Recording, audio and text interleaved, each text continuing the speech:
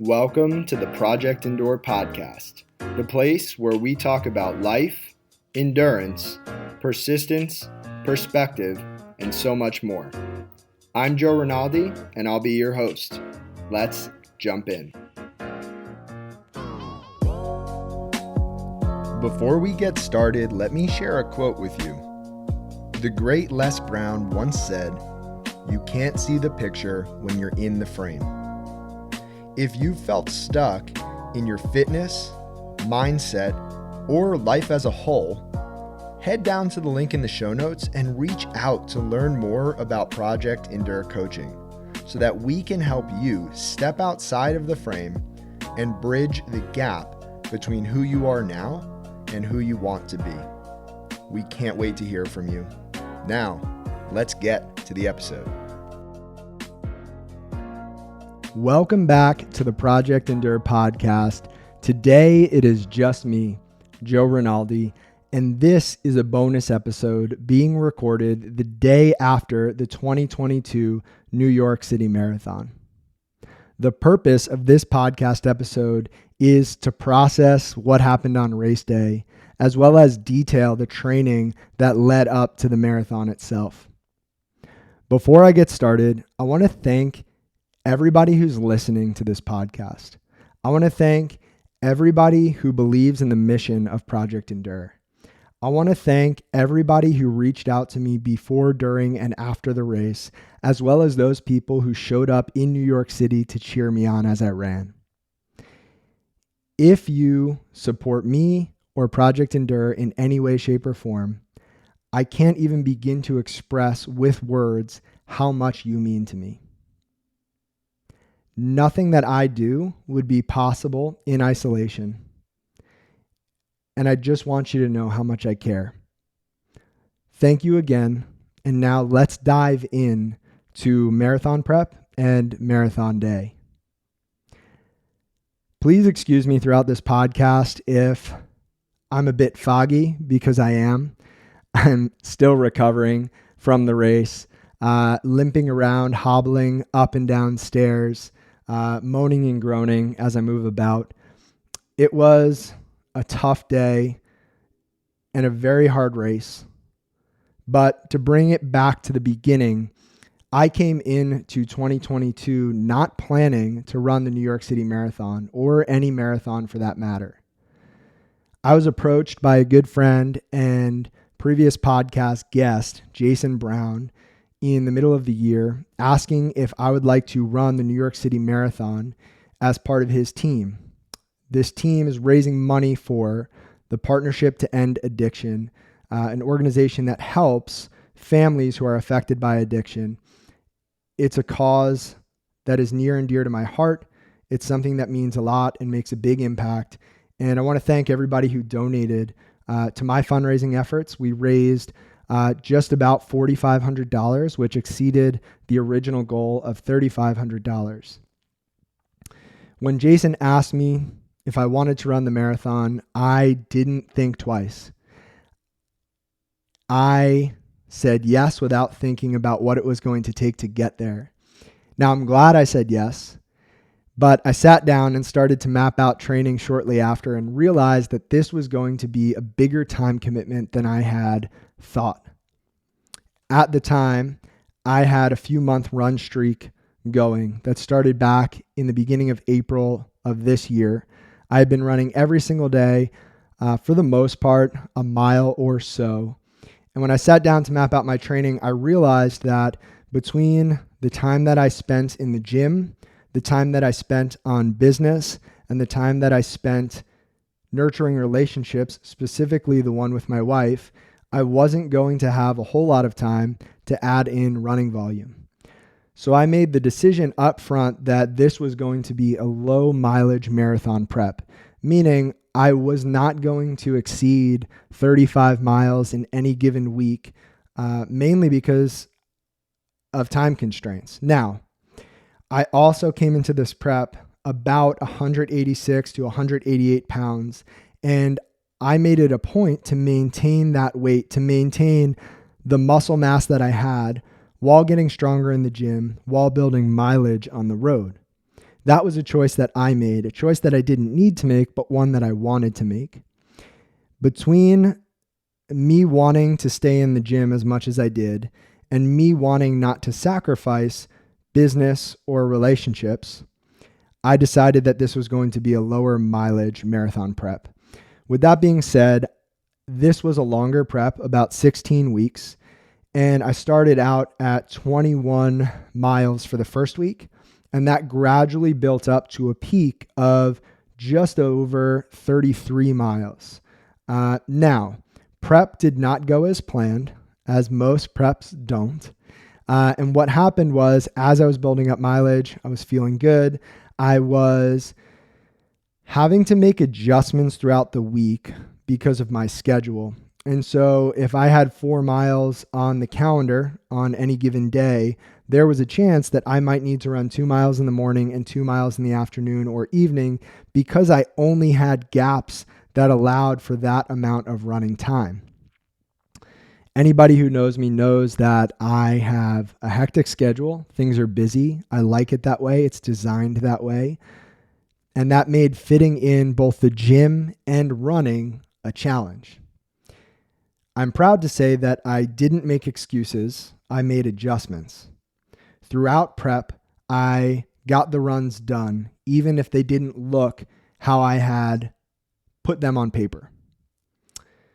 I made sure to hit every single long run, and long runs for me happened on Saturday mornings between 5 and 6 a.m. I would head out to the streets of Philadelphia and I would throw in some music and I would get it done.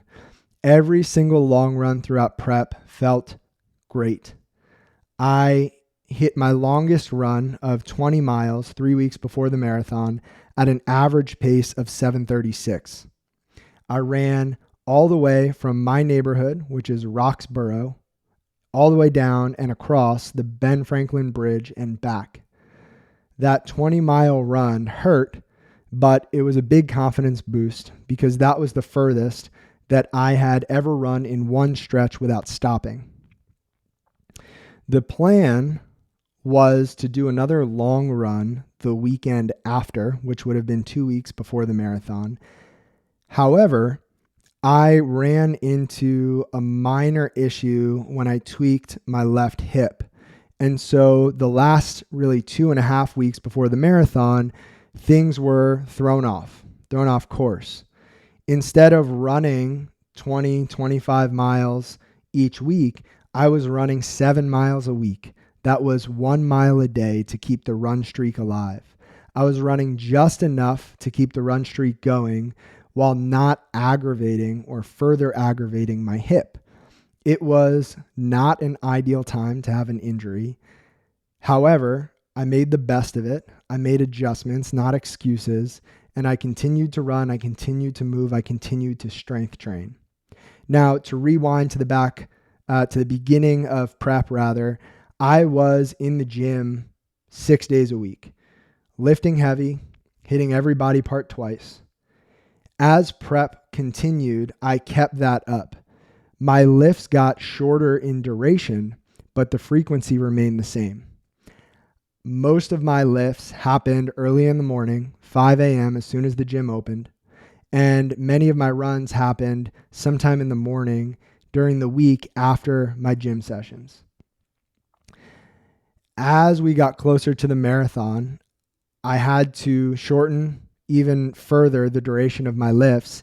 And at a certain point, about 2.5 weeks out from the marathon, I cut back leg volume dramatically. And then a week and a half, 2 weeks before the marathon, I stopped lifting legs to let them recover.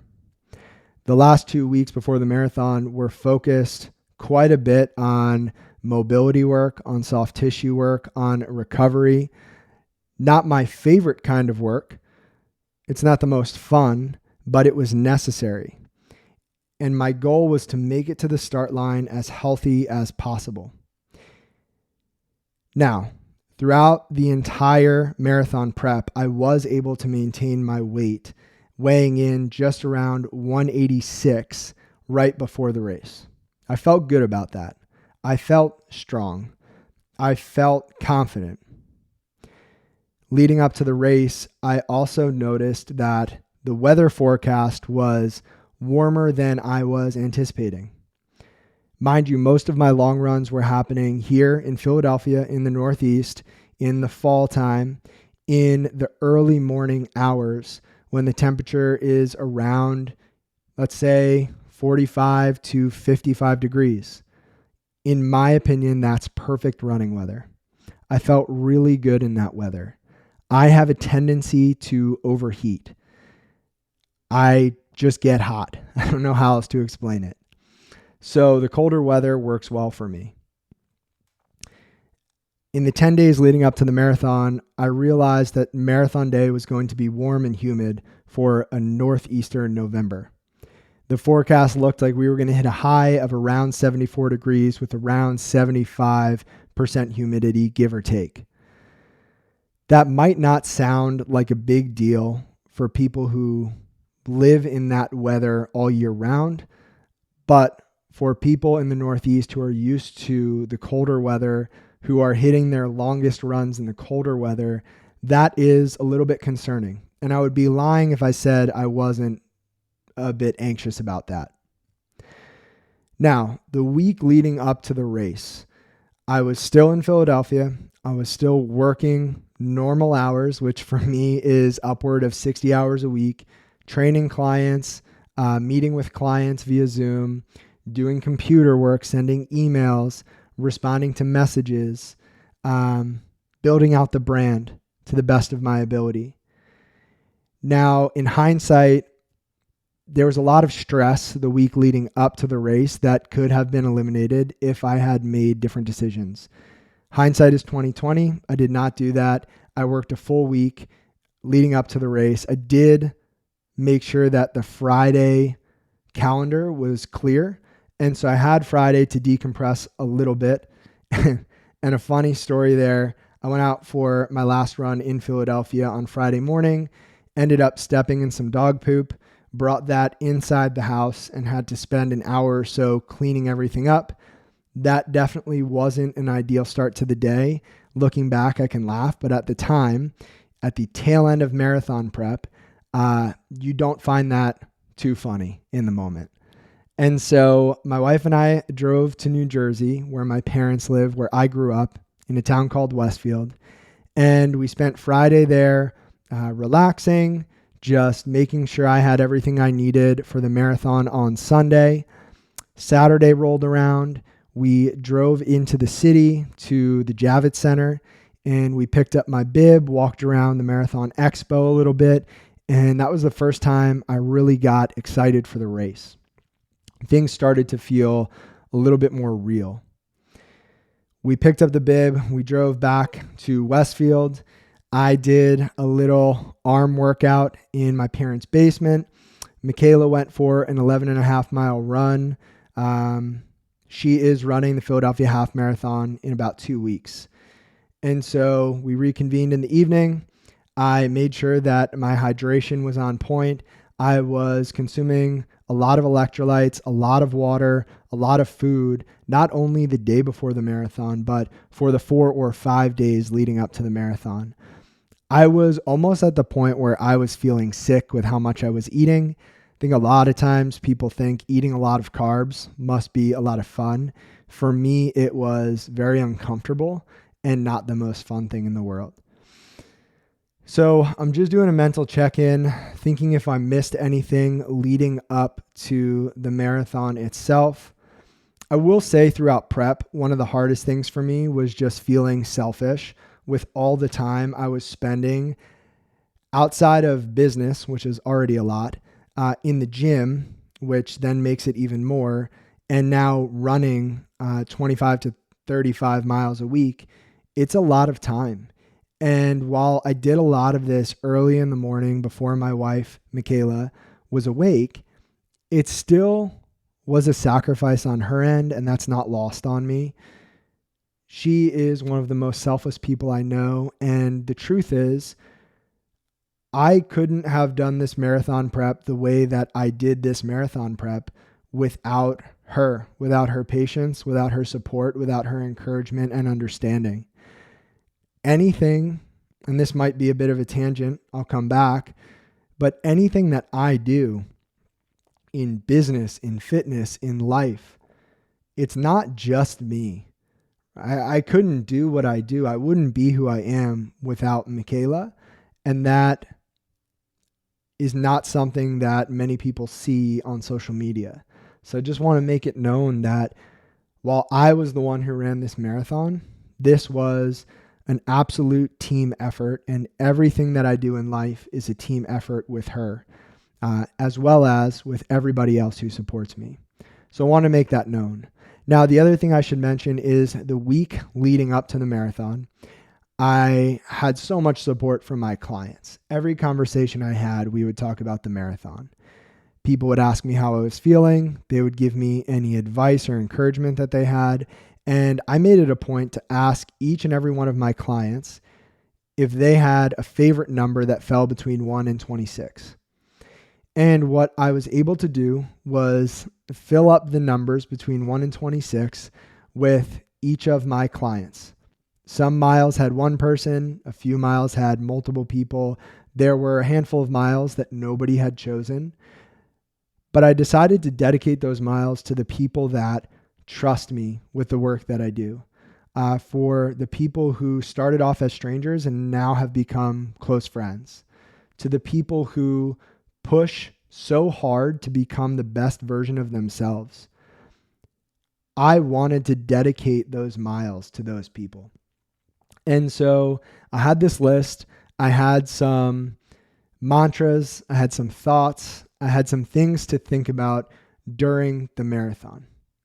So I took that with me. It is now the night before the marathon.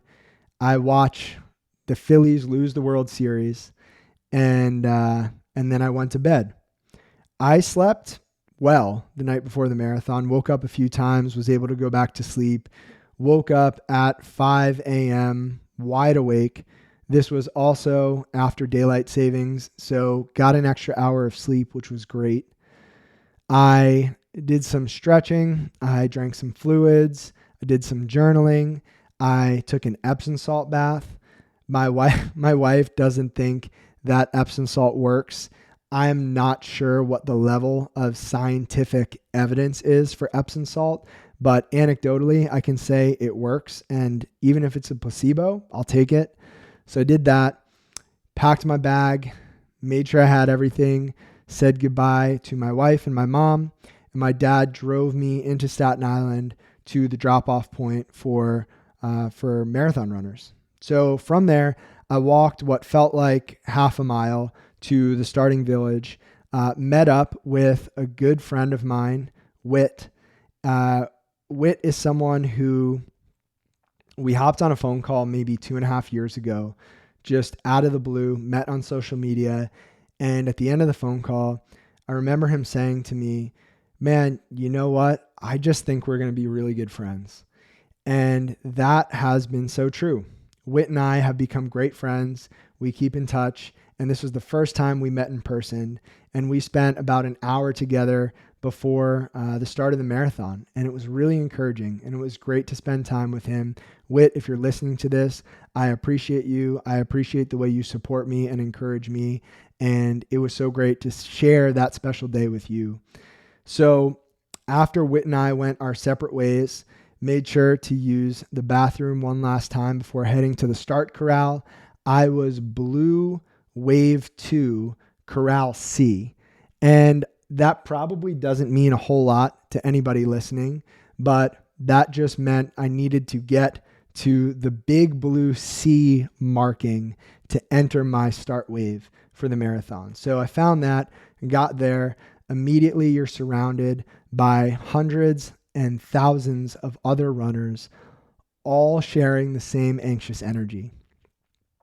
I remember waiting in that start corral. We had 20 minutes until it was our start time, which was 9:45 a.m. Eastern time. And I felt my legs shaking. I think it was the adrenaline, right? My legs felt weird. They were shaking a bit. And I just chalked it up to the adrenaline, to the excitement of getting so close to starting this race. Anyway, we walk to the start. We are at the base of the Verrazano Narrows Bridge, and we listen to the national anthem. And at 9:45 a.m. Eastern, the gun goes off. Now, we start on an uphill mile. So this mile is uphill the entire way till we get about halfway across the bridge. I chose to keep my phone in the running belt that I was wearing. For reference, throughout training, I've held my phone in my hand and used Strava to track my runs, to check my pace, to check the distance. It was my lifeline for data. I chose not to look at that throughout the entire race because I wanted to soak in the race experience and run through feel. In hindsight, that might not have been the best move ever, but that's how we started. Phone in the running belt. We are up the Verrazano Bridge. I am feeling good. There's not a lot of room to move, so you are just following other runners. Maybe here and there, there's a place to pass a runner or two, but for the most part, you're stuck in your lane. And so I felt really good on the first mile, all uphill. To be honest, I didn't even really feel it. I was just aware of how warm it was, how humid it felt, and how much I was sweating. Started off the race wearing a shirt, and very quickly that shirt started to feel heavy. We passed the first mile marker, and I realized now we have 25.2 miles left. That's a long way to go. We make our way down the bridge, and so we enter Brooklyn right around mile 2. So we hit the second mile marker. I take off the shirt. I'm now holding it in my hand. I have a handheld water bottle in my right hand, my shirt in my left hand, and we are running through the streets of Brooklyn. Now, there was a point between mile 2 and 3, maybe right at mile 3, where someone yelled my name and yelled, "Go one more." And I turned to my right and saw this guy wearing a Bear Performance Nutrition shirt, pointing at me saying, "Let's go, Joe." I had no idea who he was at the moment, but it got me fired up. That was my first experience of having the crowd really impact me as a runner. So sped up just a little bit extra there. And as I am making my way through Brooklyn, I am starting to realize just how warm it really is.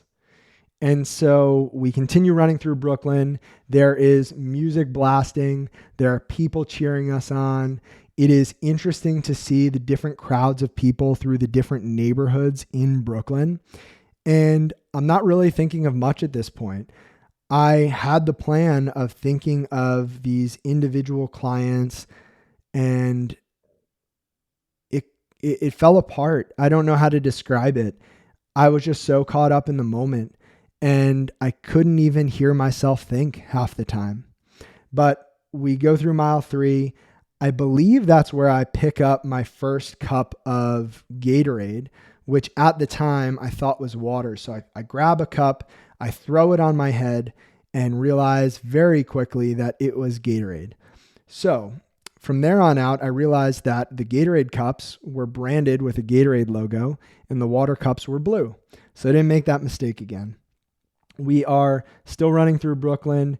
We are headed north, mile 4, 5, and now I'm starting to feel tired. The initial wave of adrenaline is starting to wear off. I am used to running with music. That's what I did all throughout prep. And so the lack of music and just all of the stimulation from both sides, people shouting, people holding signs, music through speakers, live music from bands. It's a lot to take in. And I think I was a little bit overwhelmed. Get to mile 6, we are still in Brooklyn, and now I am starting to feel that my legs are heavy and that I am much more tired than I thought I would be. At this point in time, I am sweating a lot. I feel a little bit of tingling on the top of my head, which sometimes happens when I start to overheat. And so I pull back a little bit on the pace.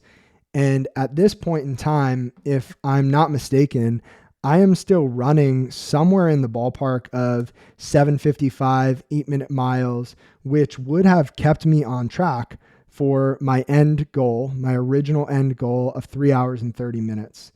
And so by mile 6.2, my average pace was 7:54. So I was moving pretty well, even though I was starting to feel it. So now we get to mile 8. We make a slight right-hand turn onto Lafayette Ave. We're headed toward mile 9, and I am feeling progressively more tired. My legs are feeling progressively more heavy, and my quadriceps are starting to feel tight. Nothing significant, they're just tight. We continue on, we get to mile 10, and all of a sudden I feel like I am one step away from a quad cramp in either leg. Now, coming into the race, I was concerned about my left hip. That's what was bothering me leading up to the race. My left hip was feeling a little bit uncomfortable, a little tight, but nothing crazy. I should also mention at this point, I feel my heel on my left side is being cut open by the upper lip of the back of my running shoe. There's not much I can do about that at this point, but I'm very aware that that is happening and that I am bleeding on the back of my left heel.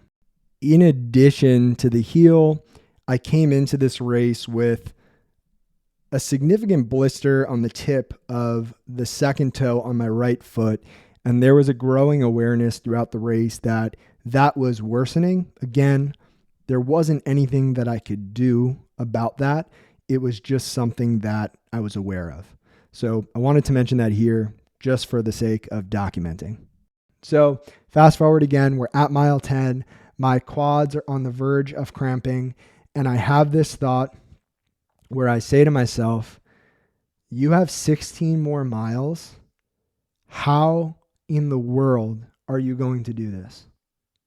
That was my genuine thought. You have 16 more miles. How in the world are you going to do this? It was going to be such a long day. It was going to be so painful. And I was able to bring myself back to the moment and put one foot in front of the other. From mile 10, we get to mile 11. Mile 11, we get to mile 12. 12 to 13 and 13.1. We hit the half marathon mark, and my quadriceps have gotten worse. They are as tight as they've ever been. With each step, with the impact of each step, I can feel my quadriceps starting to cramp. And I'm on each foot for short enough of amount of time that it doesn't cramp, but it wants to. So at the half marathon mark, I'm forced to take very small steps and my pace begins to slow. My average pace now is 8:07. So I went from a 7:54 average pace at mile 6.2 to an 8:07 average pace at 13.1. Still not terrible. And if I recall correctly, looking at the time on my watch, I was about an hour and 45 minutes into the race, which would have put me exactly on pace to hit the 3:30 mark for the marathon. Now, up to this point, we have been surrounded by people. We hit a quiet patch at some point in Brooklyn, and I can't recall exactly where that was. Throughout each mile, there is a water station with Gatorade and water, and I am grabbing water. I am throwing water on my head, water on the shirt that is in my hand. I am dabbing that shirt all over my face and forehead.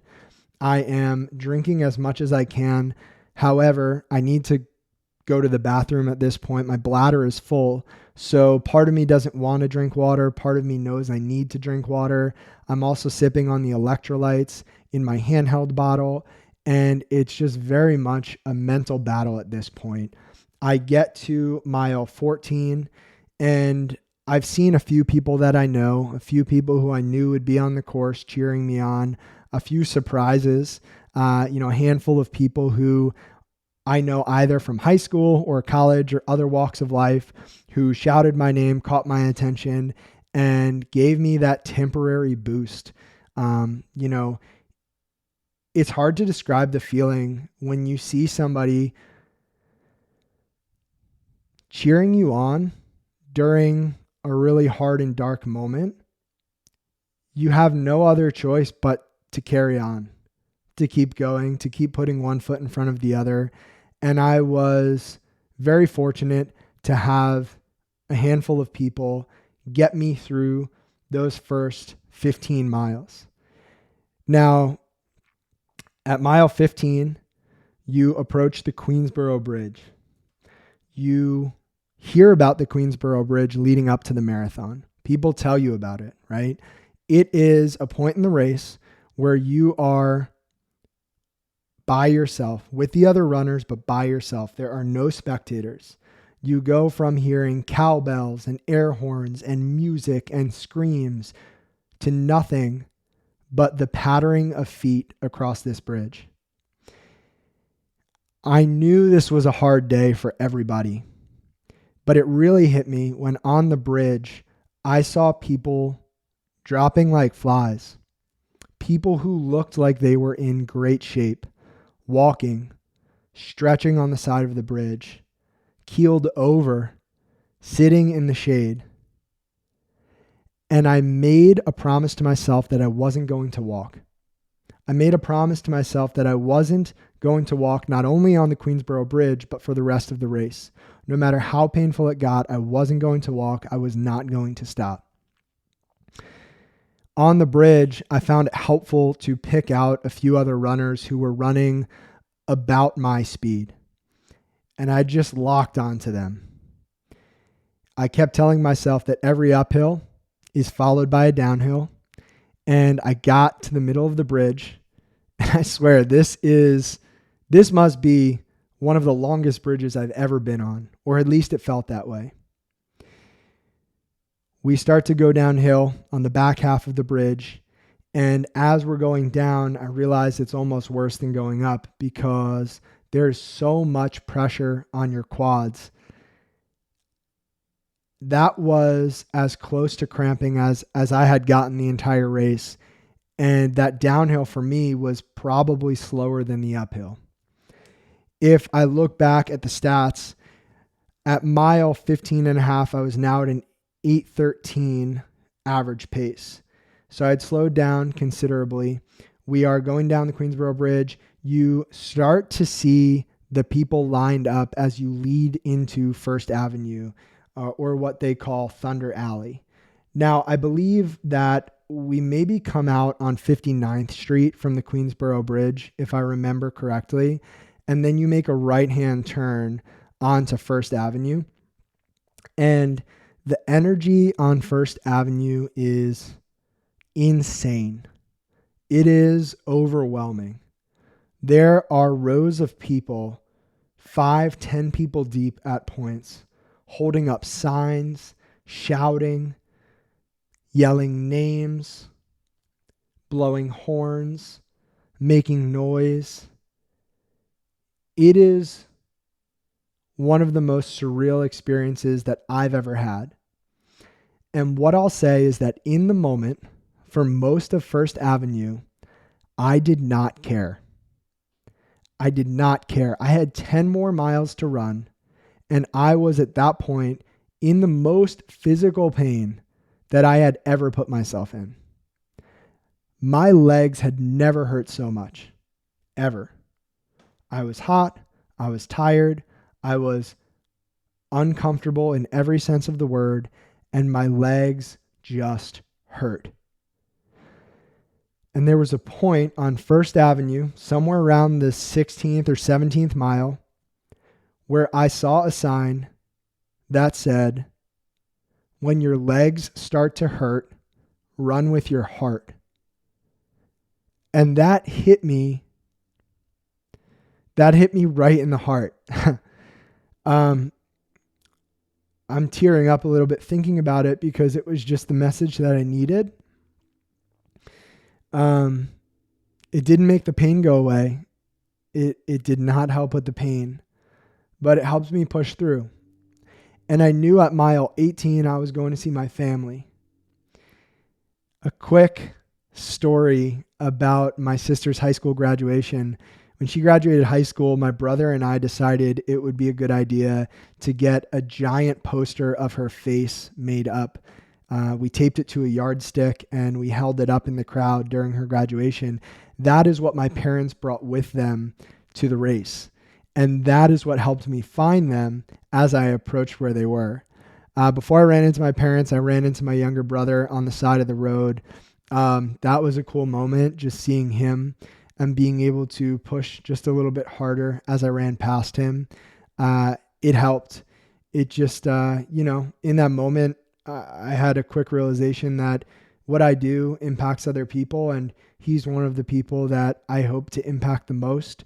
And it was a privilege to run past him while I was in so much pain and to keep going and to have him see that. I'm just grateful for that experience. I kept going, saw the poster of my sister's face up in the air, and I saw my parents and my wife for the first time since I left in the morning. And I was smiling. I was happy.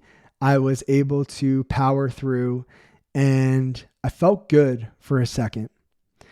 Good is relative because I was hurting, but I was able to push that aside for a minute. From mile 18 to mile, let's say 23, it sucked. It just sucked. Mile 18 to 19, you're still in Manhattan. Mile 19 into mile 20, you cross over a bridge. I'm not even sure what the name of this bridge was. I just knew I didn't want to deal with it, but I had to. So I went up the bridge, down the bridge, ran through the Bronx for, I would say, a mile, maybe even less than a mile. It was short. It's probably a mile. Go over another bridge back into Manhattan. Now you are up near 138th Street. And at 138th Street, I knew from the course map that I was going to need to run back down toward 59th Street. That's a lot of blocks to run. That's a lot of blocks to run while you're hurting. And so one step at a time, I did that. Got all the way back down to mile 23, which is where you start to enter Central Park. And at mile 23 and previously around mile 18, I ran into a friend and client of mine, Mike Zocco. And this man is one of the most passionate people I've ever met. His energy is contagious, and I knew I couldn't let him down. He saw that I was hurting, and he ran alongside me, and he gave me the energy boost that I needed to keep going. And so I did. Get in Central Park around mile 23, still in a lot of pain. Again, I see that big poster of my sister's face, see my parents, see my wife. And there was a huge part of me leading up to mile 23 that just wanted to stop and give them a hug. That part of me that wanted to stop and give them a hug was not part of me that wanted the hug because I was just so happy to see them, which I was. I wanted to stop and give them a hug because I wanted an excuse to stop. I wanted an excuse to stop running, even if it was only for 30 seconds. And I battled back and forth in my mind the entire time. And when I saw them, I knew that I couldn't. I knew that I couldn't stop because I promised myself earlier in the race that I wouldn't stop no matter how much it hurt. No matter how much I wanted to just send it in and say, it was a good day, but I want to be done with this because it hurts. I couldn't do that. And when I saw them, I knew that. I knew there were other people in Central Park who would be watching, people who I knew from different walks of life. And as I ran through Central Park, all I could think about was getting to the finish. Part of me wanted to soak in the experience, and a bigger part of me just wanted this to be done. I picked up some steam at the mile 25 mile marker. I knew I had 1.2 miles left to go, and I kicked it into gear. And my average pace at mile 21.7 was an 8:31. My average pace at mile 24.9 was an 8:41. And in that last 1.2, 1.3 miles, I ended with an average pace of 8:43. I remember running through Central Park, just waiting to see the finish, just waiting to see the point where all of this pain could stop. And I saw it, and I ran, and I ran, and I gave it everything that I had. And I crossed the finish. I slowed down. I took a series of wobbling steps. For a second, thought I was going to pass out, and just kept the feet moving. I walked to pick up my medal. I was given a poncho, which I wouldn't have thought I needed because it was mid 70 degree weather, but I was freezing. So I put that on, and I continued to just waddle through Central Park for what felt like another mile until I was allowed to exit. That walk from the finish line to the exit out of Central Park was one of the most painful parts of the day, and also one of the best. I was so proud of myself. And I don't say that a lot because while I am proud of how I carry myself and what I do, it's just my standard. And I don't think about that a lot on a daily basis. I just expect it of myself. This race was the hardest thing that I've ever done on purpose. You know, there are different things and seasons of my life that have been challenging, but in such a short period of time, this race was the most painful, most challenging thing that I've ever put myself through. I didn't think it would be like that. But again, things don't always go according to plan. If I'm being transparent, there were points in the race where I was angry. There were points in the race where I just wanted everybody to be quiet, to stop cheering because it wasn't helping. There were times in the race where everything inside of me wanted to quit. If you've ever went away to college and you feel homesick because you miss your parents, that's what I felt at points throughout this race. I wanted to take the easy way out. I wanted to quit. I just wanted to be comfortable again. I had that experience going away to college. I had that experience playing college football. I had that experience during graduate school. I've had that experience many times during my life. And every time I've been encouraged by the people closest to me.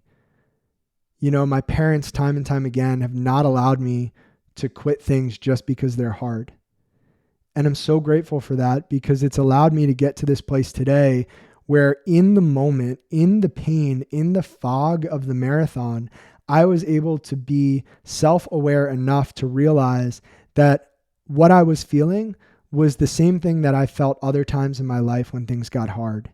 And everything has always turned out fine when I've pushed through.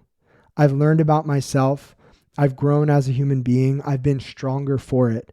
And I realized in the race that this was an obvious example of one of those moments. I needed to keep going even though everything inside of me wanted to stop. I can't tell you how many times between mile 10 and mile 26 that I just wanted to walk for a few steps, where I just wanted to sit down, even where I wanted to pull out my phone, text my wife, and tell her that I wasn't going to be able to finish. That thought ran through my mind multiple times throughout the race. And as I sit here now, that sounds ridiculous, but in the moment, it didn't seem all that crazy. It would have been very understandable, given the circumstances, to drop out of that race. It would have been very reasonable, given the circumstances, to walk portions, if not the remainder of that race. But I kept thinking back to all of the people who believed in me, to all of the people who were watching, to all of the people who push themselves every single day because they believe what I believe. And that is that true strength is found through struggle.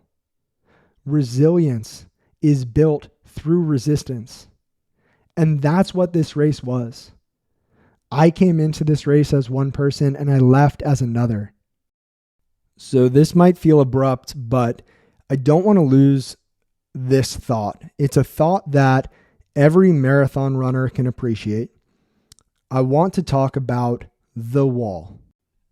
That point in the race where things get really hard. If there was a point in this race where I hit the wall or a wall, I would pick 2 mile markers. First mile 16, second mile 20. I have very vivid memories thinking about how I had 10 miles left at mile 16 and 6 miles left at mile 20. Both portions of the race, I was hurting very bad.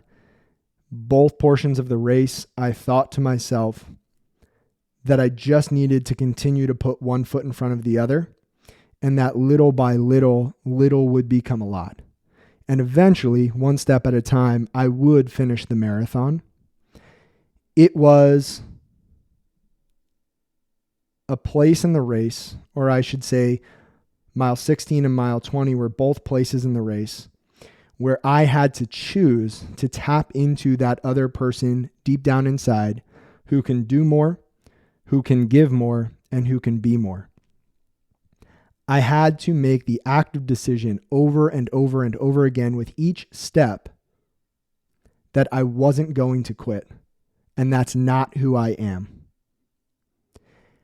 I thought over and over and over again about all of the people watching me, the people tracking me online, the people in there with me in the trenches, running around me, the people lined up on the sides of the street watching me, the people who through social media would learn how the race went afterward.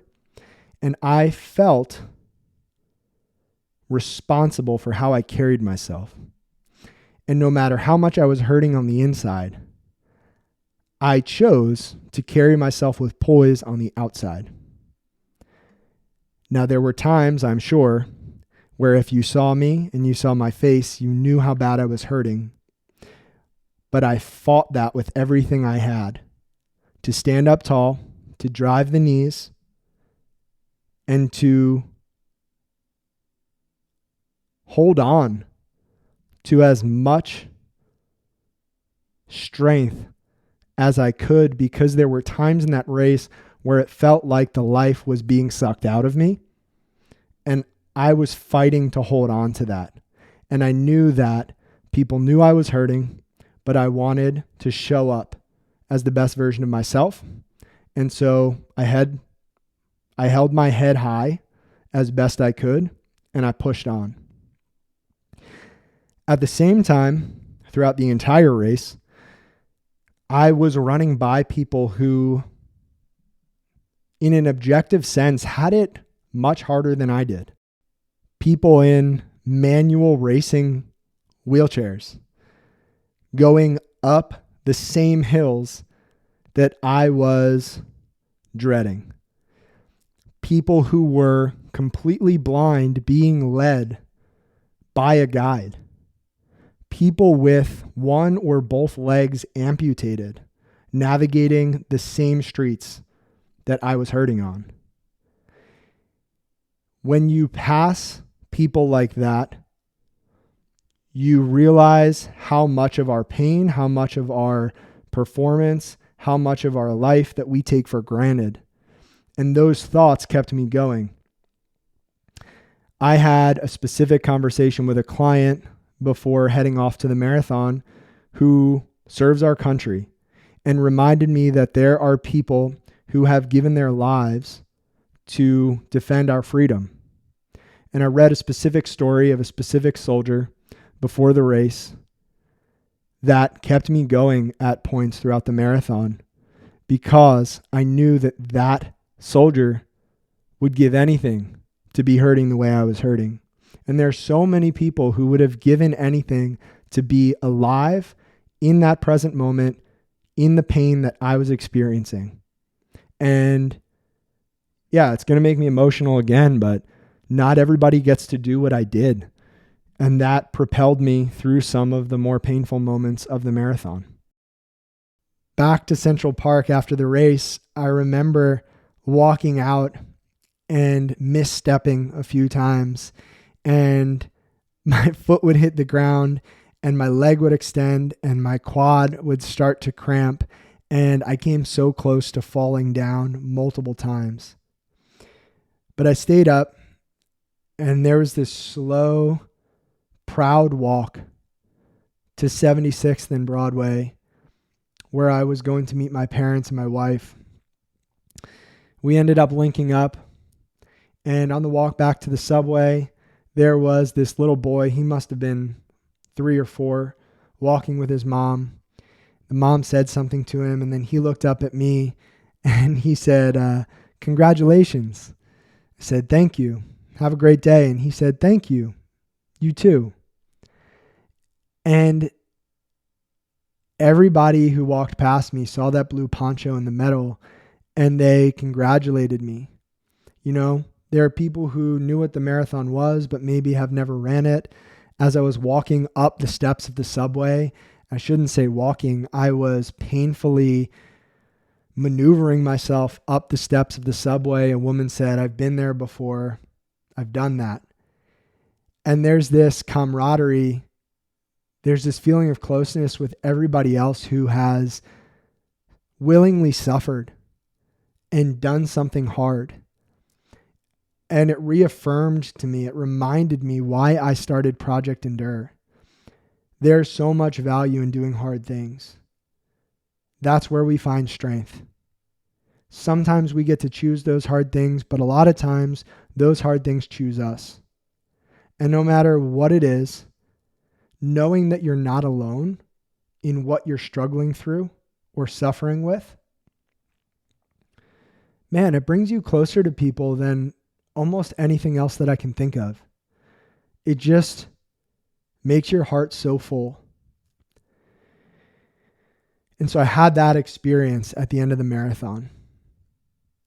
And again, going through the race, especially miles 10 through 26, I just wanted to stop so bad.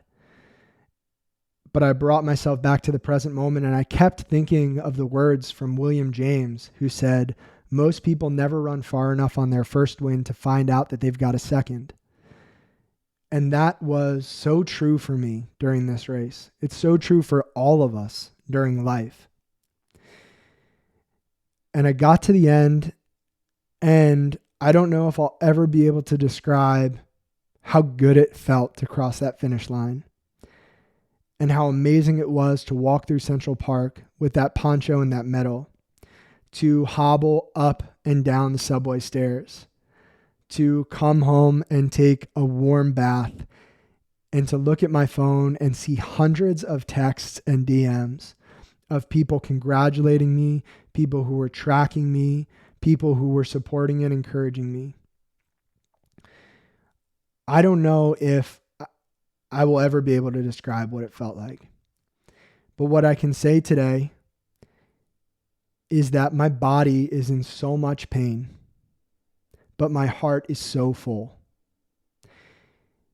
And while I ended the marathon with a total time of 3 hours, 48 minutes, and 26 seconds, and that was not the original goal of 3 hours and 30 minutes. I don't care. If you asked me a week ago, I would have told you that I would be so disappointed at not hitting the goal, at not getting the outcome I was striving for. After the race, and even during the race, I truly felt and realized and was sure of the fact that it was not the outcome that mattered. It was the process. It was not stopping, not quitting, not complaining. It was all about doing the work. It was about enduring the pain. It was about embracing the struggle and coming out the other side as a better version of me. That's what I did. That's what I'm proud of.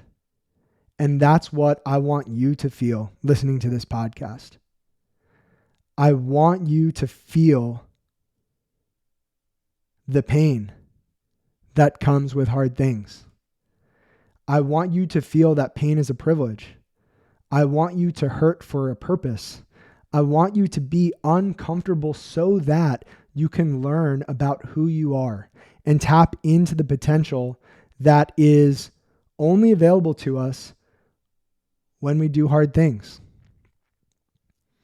There's so much that I could say.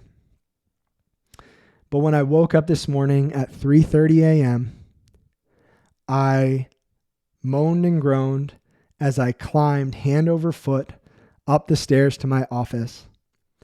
I turned on the neon sign that says "Do hard things." I opened up my computer and I got back to work, not because I wanted to, but because I wanted to. It's something I won't be able to explain,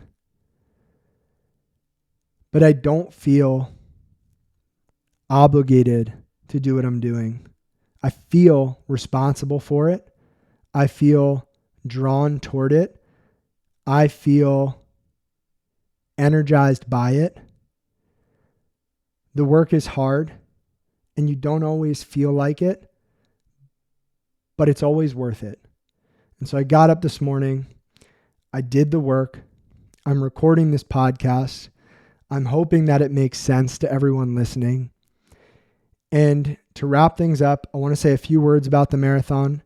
I want to share a few quotes. And then I want to thank you one more time. So about the marathon, this was the hardest thing that I've ever done on purpose. It was an unreal experience, one that I was not able to fully appreciate and or soak in while it happened. It is through reflection that I will continue to process and embrace everything that this race was. If you ever have the chance to run or spectate a New York City marathon, do it. I've never felt so inspired. I've never felt so driven. I've never felt so energized as I do today. Thank you to everyone who made that race possible, to all of the volunteers, to everybody who took part, from every single runner to every single spectator, all of the volunteers and everyone who had a hand in making that event what it is. A few quotes that I'd like to share before we wrap up. I want to share a quote from Alexis Carrel, who said, "Man cannot remake himself without suffering, for he is both the marble and the sculptor." I want to share a quote from William James, which I shared earlier in this episode. Most people never run far enough on their first wind to find out that they've got a second. I want to share a quote from Matt Fitzgerald, who said, "Every athlete who has pushed beyond his or her known limits of endurance in the quest for improvement understands these sentiments. There is no experience quite like that of driving yourself to the point of wanting to give up and then not giving up. In that moment of raw reality, as Mark Allen has called it, when something inside of you asks, how bad do you want it? An inner curtain is drawn open. revealing a part of you that is not seen except in moments of crisis. And when your answer is to keep pushing, you come away from the trial with the kind of self-knowledge and self-respect that can't be bought. Last, I want to share a quote from Haruki Murakami, who said, "And once the storm is over, you won't remember how you made it through, how you've managed to survive. You won't even be sure whether the storm is really over. But one thing is certain. When you come out of the storm, you won't be the same person who walked in." Those are the quotes I wanted to share. I hope that this episode resonated with you. I hope that my experience in some way, shape, or form can help you. And I want you to know that as I ran this race, I had the words "do hard things" written underneath my left collarbone, close to my heart, because that's where those words belong. If you're listening to this podcast, I hope that you'll consider at a deep level what "do hard things" means to you. It's so powerful, it's so meaningful, and if you choose to embrace it, you will never be the same. Thank you again for listening to this podcast. Thank you again for all of your support and encouragement. I'm not sure what's next, but for now, I'm going to do my best to practice something that I'm not the best at: being present and soaking in everything that this experience had to offer. It's time to rest up, and I hope that you have a great week. Thank you again for everything, and I'll talk to you next time. If you enjoyed this episode of the Project Indoor podcast, go ahead and subscribe, leave a review on your platform of choice, and share this episode with a friend. It helps us get more conversations like this out to more people like you. We appreciate you, and we'll talk to you next time. And one more thing. If you're looking for a community of people all striving to be better together, check out the Project Indoor Hard Things Club. The link is in the description below. We'd love to have you.